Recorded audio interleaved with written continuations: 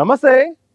తెలంగాణ రాష్ట్ర ప్రభుత్వం ఖరీఫ్ సీజన్కు సంబంధించిన రైతు భరోసా పంపిణీ చేయడానికి ప్రణాళికలు సిద్ధం చేస్తుంది.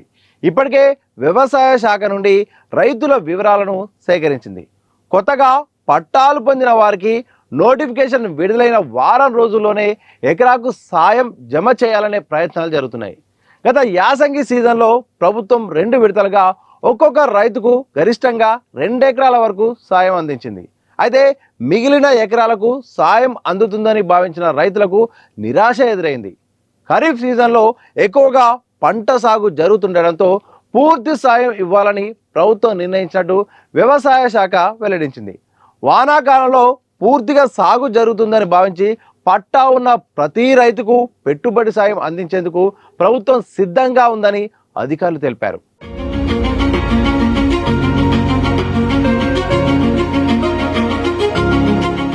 ఖమ్మం జిల్లా నుంచి భరోసా పంపిణీ ప్రారంభించేందుకు ఏర్పాట్లు జరుగుతున్నట్టు సమాచారం. ఇక పంట సీజన్ ప్రారంభం అవడంతో రైతులు ఇప్పటికే పెట్టుబడుల కోసం అప్పులు తీసుకుంటున్నారని, వారికి ఇబ్బందులు లేకుండా సాయం అందించేందుకు చర్యలు తీసుకుంటున్నట్లు తెలిసింది. ఇటీవల ఆర్థిక శాఖ ఈ అంశంపై సమీక్ష నిర్వహించినట్టు సమాచారం అందుతుంది. అర్హుల జాబితా సిద్ధమైనట్టు తెలుస్తోంది. ఆర్థిక శాఖ నుండి నిధులు విడుదలైన వెంటనే ఎకరానికి 6,000 చొప్పున రైతుల ఖాతాలో జమ చేయనున్నారు. ప్రతి సీజన్కు ప్రభుత్వం సుమారు 9,000 కోట్ల రూపాయలను రైతుల ఖాతాలో జమ చేస్తుంది. సాగు చేయని భూములను జాబితా నుండి తొలగిస్తే సుమారు 1,200 కోట్ల రూపాయలు ఆదా అవుతాయనే అంచనా అయితే వేస్తుంది. రాష్ట్రంలో 1,40,00,000 ఎకరాల భూమి ఉండగా 70 లక్షల మంది రైతులకు పట్టా పాస్బుక్లు ఉన్నాయి. గతేడాది సాగు చేయని సుమారు 3.5 లక్షల ఎకరాలను గుర్తించారు. రియల్ ఎస్టేట్ వెంచర్లు, గ్రామ పరిసరాల్లోని భూములు, అలాగే రోడ్లు, కాలువల కింద వెళ్ళిన భూములతో కలిపి సుమారు 2 లక్షల ఎకరాల వరకైతే మాత్రం సాగుకు పనికిరావని తేల్చారు. ఇటువంటి భూములకు సాయం ఇవ్వడం కంటే నిజమైన రైతులకు అందించడం వల్ల వ్యవసాయ రంగానికి మేలు జరుగుతుందని ప్రభుత్వం భావిస్తోంది.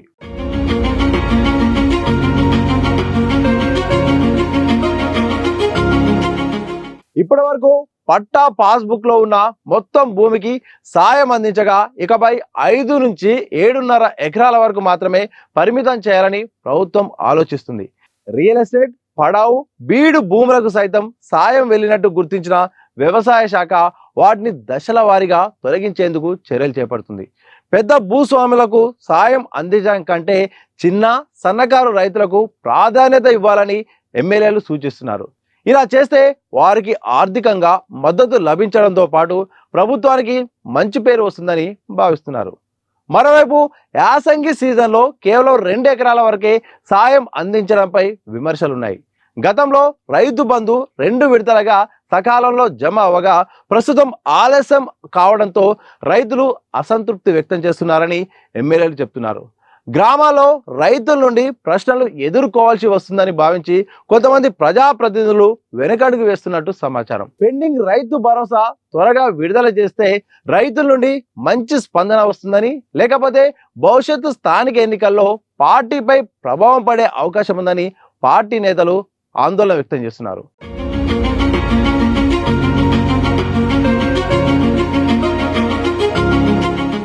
బీఆర్ఎస్ హయాంలో ఏదైతే ఈ యొక్క రైతు సంబంధించిన ఆర్థిక సాయం అందించడానికైతే మాత్రం రైతు బంధు అయితే మాత్రం అప్పట్లో ప్రవేశపెట్టారు.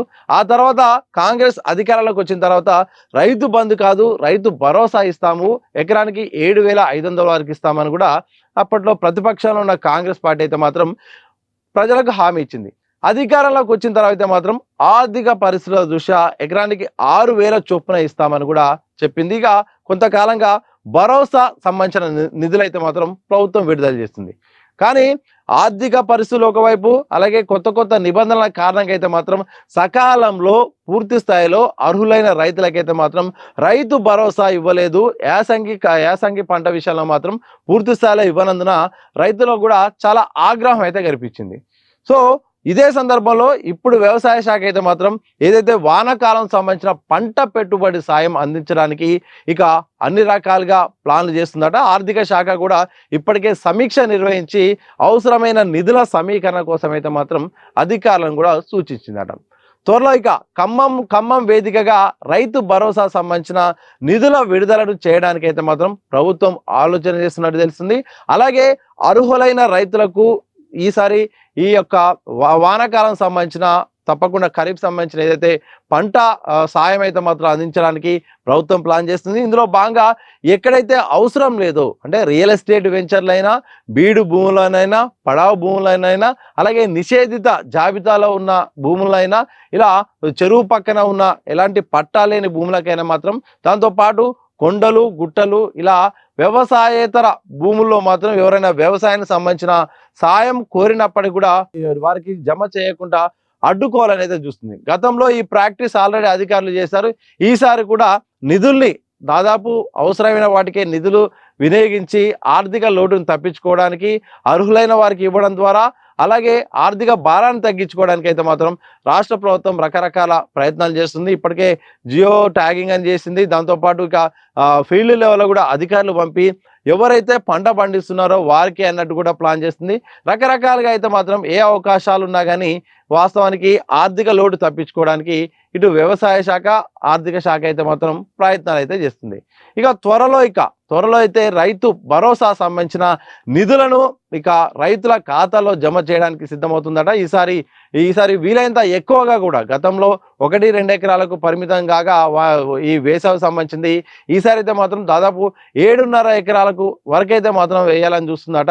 మరి దాన్ని లిమిట్గా రాను ఇక 100 ఎకరాల నుండి ఇక 10 ఎకరాల వరకు తగ్గించే అవకాశం ఉన్నట్టయితే తెలుస్తుంది. చూడాలి ఎంతవరకు తగ్గిస్తుందో, కట్ ఆఫ్ ఎంతవరకు పెడుతుందో భవిష్యత్తులో తెలిసే అవకాశం ఉంది.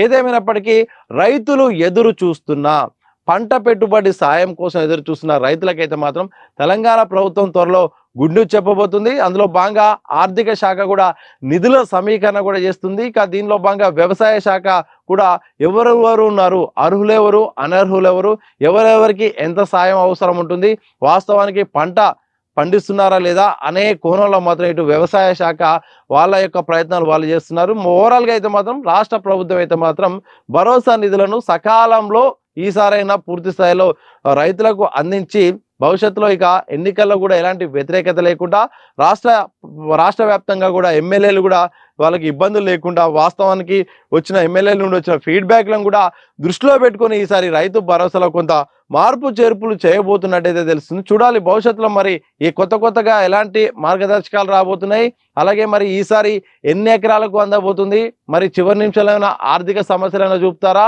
అనర్హులను కాదని మరి అర్హులకు ఇస్తా అంటున్నారు, ఏమైనా ఇదే కోణంలో అర్హులు కూడా ఏమైనా మిస్ అయ్యే అవకాశం ఉందా, ఈ సందేహాలకు కూడా త్వరలో మరి ప్రభుత్వం ఏం చెప్తుందేమో. కానీ మొత్తానికి రైతు భరోసా కోసం ఎదురు చూస్తున్న రైతులకైతే మాత్రం ఇక త్వరలో వారి ఖాతాల్లో ఇక కొత్తగా పట్టా పాస్బుక్లు పొందిన వారికి, గతంలో ఉన్నవారికి కూడా ఈ పంట పెట్టుబడి సాయం అందించడానికి రాష్ట్ర ప్రభుత్వం అన్ని రకాల ప్రయత్నాలు చేస్తోంది.